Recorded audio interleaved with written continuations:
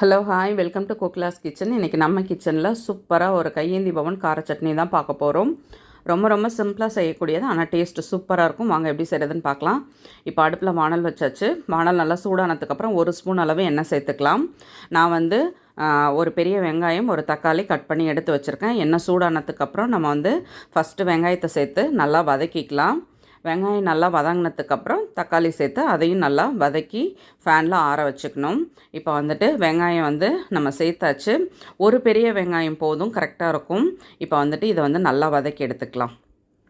ஓரளவுக்கு வதங்கினதுக்கப்புறம் நம்ம தக்காளியை சேர்த்துக்கலாம். நான் நல்லா பழுத்த தக்காளியாக எடுத்து கட் பண்ணி வச்சுருக்கேன். சட்னிக்கெலாம் சேர்க்கும் பொழுது பழுத்த தக்காளியாக சேர்த்தோம்னா டேஸ்ட் நல்லாயிருக்கும்.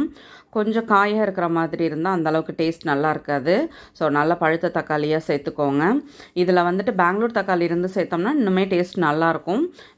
அது கிடைக்காததுனால நான் நாடு தக்காளி தான் சேர்த்துருக்கேன். இப்போ இது நல்லா வதங்கிடுச்சு. இப்போ ஆஃப் பண்ணிடலாம். இப்போது நம்ம தக்காளி வெங்காயத்தை ஃபேனில் ஆற வச்சாச்சு. அடுத்து நம்ம மிக்ஸி ஜாரில் ஃபஸ்ட்டு ஒரு கைப்பிடி அளவு தேங்காய் சேர்த்துக்கலாம். நான் கீனி சேர்த்ததுனால அதை நல்லா அரைச்சி எடுத்துகிட்டு வந்துட்டேன்.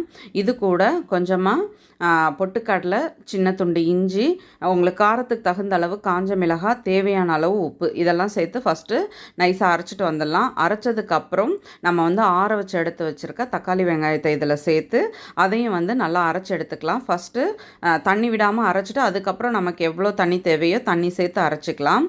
இப்போ அரைச்சாச்சு, சட்னியும் ரெடி பண்ணி எடுத்து வச்சாச்சு. தாளிப்பு போட்டுக்கலாம். வழக்கமான தாளிப்பு தான். எண்ணெய் சேர்த்து கடுகு உளுத்தம்பருப்பு போட்டு நல்லா பொரிஞ்சதும் கருவேப்பிலை போட்டு நம்ம சட்னியில் சேர்த்துக்கலாம். இப்போ கடுகு நல்லா பொரிஞ்சிடுச்சு. கருவேப்பிலையை சேர்த்துட்டு சட்னியில் சேர்த்தாச்சு. சூப்பராக இருக்கும் இந்த சட்னி சாப்பிட்றதுக்கு. சூப்பராக நம்மளோட கையேந்தி பவன் கார சட்னி ரெடி ஆகிடுச்சு. ட்ரை பண்ணி பாருங்கள், கண்டிப்பாக உங்களுக்கு பிடிக்கும். வீடியோ பிடிச்சா லைக் பண்ணுங்கள். என்னோடய வீடியோ உங்களுக்கு யூஸ்ஃபுல்லாக இருந்தால் சப்ஸ்கிரைப் பண்ணிக்கோங்க. மறக்காமல் செஞ்சு பார்த்துட்டு உங்கள் கமெண்ட் சொல்லுங்கள். தேங்க்யூ.